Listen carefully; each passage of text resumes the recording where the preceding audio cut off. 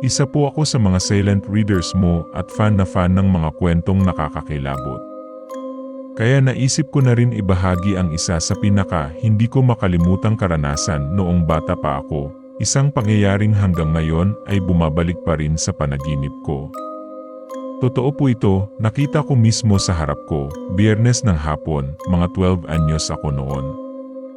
Nasa loob ako ng bahay namin, naglalaro ng jackstone sa sahig. Ang lolo't lola ko ay nasa labas lang, nag-uusap sa may tarangkahan. Wala akong nararamdamang kakaiba nung una, tahimik lang, pero maya-maya, parang may nakatingin sa akin. Alam mo yung feeling na kahit walang tao sa paligid, parang may presensyang hindi mo maipaliwanag. Pero dahil abala ako sa laro, binaliwala ko lang iyon, ilang minuto pa, bigla na lang akong parang hinihigop ng salamin. Sir Ben, yung luma naming body mirror na nakasandal sa dingding. Hindi ko alam kung bakit pero parang kusa kong nilapitan, at naupo ako sa harapan nito, habang naglalaro pa rin ng jackstone. Habang nakayuko ako't abala sa paglalaro, wala pa rin akong nararamdamang kakaiba. Pero nung itinaas ko na ang ulo ko para tumingin sa salamin, Diyos ko po, Sir Ben, sa mismong likod ko sa salamin, may nakita akong mahabang, maitim na paa. Hindi paa ng tao ang itsura, parang paa ng isang nilalang. Matangkad. Itim na itim. Walang saplot, nanigas ang buong katawan ko. Hindi ako makagalaw, hindi ako makasigaw. Para akong binuhusan ng malamig na tubig sa kilabot. Ilang segundo akong nakatitig, at pagkatapos, saka lang ako nakakilos, tumakbo ako palabas ng bahay nang hindi na kinuha ang laruan ko. Pagdating ko sa labas, hinihingal akong sinabi sa lolo't lola ko ang nakita ko. Ang sagot ni lola ay hindi ko makakalimutan, Apo, bakit ka naglaro sa harap ng salamin? Pasalamat ka't paalang ang nagpakita. Kung buong katawan yon, baka kinuha ka na. Simula noon, pinagbawalan na nila akong lumapit sa salamin, lalo na kung mag-isa ako. Kaya Sir Ben, mula noon hanggang ngayon, tuwing nakakakita ako ng body mirror, iba na ang dating sa akin. Iba na ang nararamdaman ko, hindi ko makakalimutan ang maitim na paang yon. Hanggang ngayon, dala ko pa rin ang takot at tanong, bakit paalang ang nakita ko? At anong klaseng nilalang yon?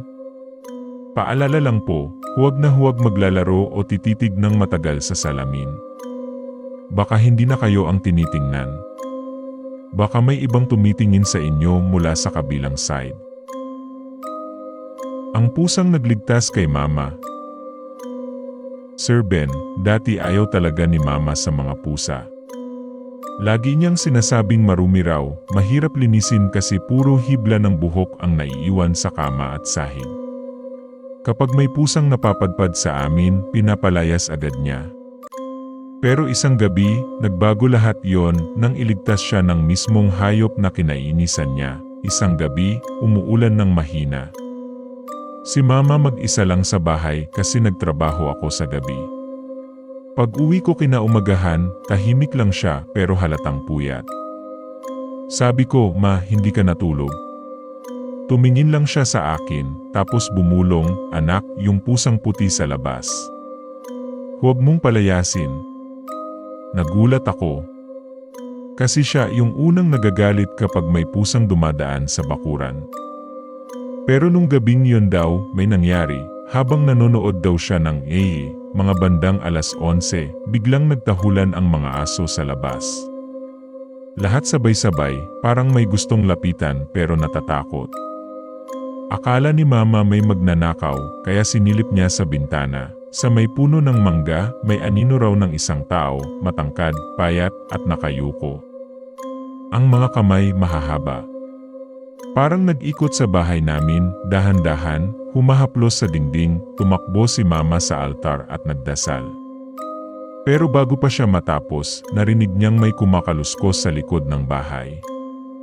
Doon siya kinabahan, parang may gumagapang papunta sa kusina. Paglingon daw niya sa pintuan, nakita niya yung pusang puti na lagi niyang pinalalayas.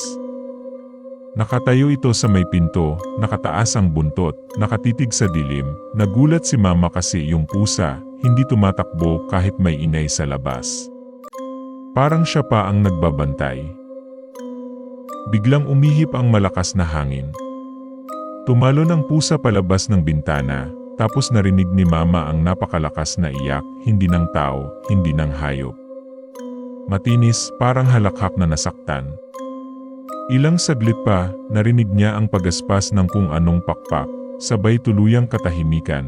Kinabukasan, nakita namin ang mga bakas ng paa sa labas ng bahay, mahahaba, parang kambing pero may daliri. At sa tabi nito, may mga puting balahibo ng pusa. Pagkatapos nun hindi na itinaboy ni Mama si Mimi, iyon pala ang pangalan ng pusang puti. Lagi niyang pinapakain, pinapatulog sa may altar. Sabi niya, bantay natin yan. Kung hindi dahil sa kanya, baka nakuha na ako ng nilalang kagabi. Minsan daw, kapag malakas ang hangin sa labas. Napapansin naming nakatingin lang si Mimi sa labas, nakataas ang likod. Para bang binabantayan pa rin kami, sabi ni Mama, totoo raw ang sinasabi ng matatanda, ang mga hayop, lalo na ang pusa, ay nakakakita ng mga hindi natin nakikita. Hindi lahat ng huni sa gabi ay nakakatakot. Minsan, babala yon na may nagtatanggol sa atin sa dilim.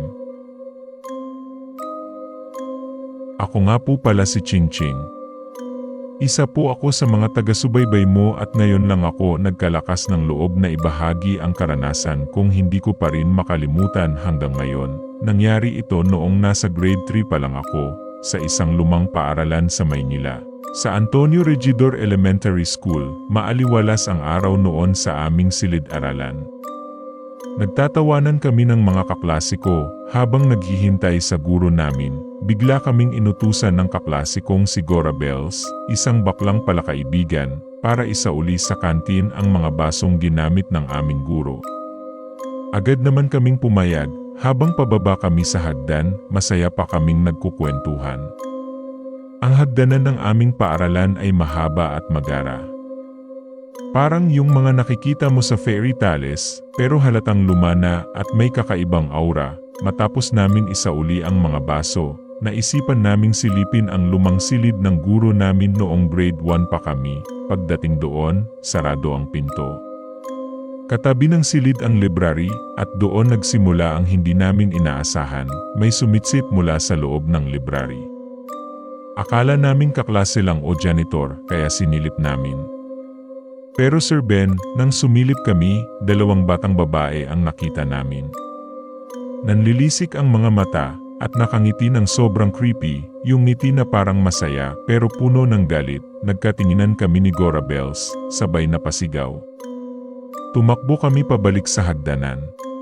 Pagdating namin sa gitna ng hagdan, biglang bumukas ang pinto sa ilalim nito, pinto raw na matagal nang ipinagbabawal buksan. Nasilip namin ang loob, Sir Ben, may mga kabaong, mga buto ng tao, at tila mga aninong gumagalaw.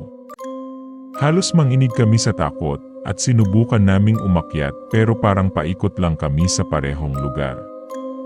Paulit-ulit naming nakikita ang parehong hagdan, parehong pinto, at parehong dilim, hanggang sa makita naming muli ang 2 batang babae, pero ngayon, mukha na silang mga demonyo. Mahahaba ang buhok, mapupula ang mata, at humahagik-hik habang papalapit sa amin. Halos mawalan na ako ng malay sa sobrang takot, pero bigla kong naalala ang kwintas kong may krusipihong larawan ni Hesukristo. Pinikit ko ang mga mata ko at nagdasal, Panginoon, iligtas niyo po ako. Sa sandaling iyon, parang huminto ang lahat. Pagmulat ko, nasa harap na ako ng classroom namin, pawis na pawis, nanginginig, pero ligtas. Kinuwento namin sa guro ang nangyari, pero hindi siya naniwala. Akala niya gawa-gawa lang namin, pero para sa amin, totoo yon. Mula noon, hindi ko na muling nilapitan ang library na yon. Hanggang ngayon, malinaw pa rin sa isip ko ang itsura ng 2 batang iyon, mga matang parang sinusunog ang kaluluwa mo, sabi nila. Marami pa raw talagang kababalaghan sa paaralang iyon. Sa susunod, ikukwento ko naman sa iyo, iyon. Kaya sa mga nag-aaral pa sa lumang paaralan, huwag basta-basta sumilip sa mga silid na matagal nang sarado. Hindi mo alam kung may mga mata nang matagal nang nakamasid sa iyo.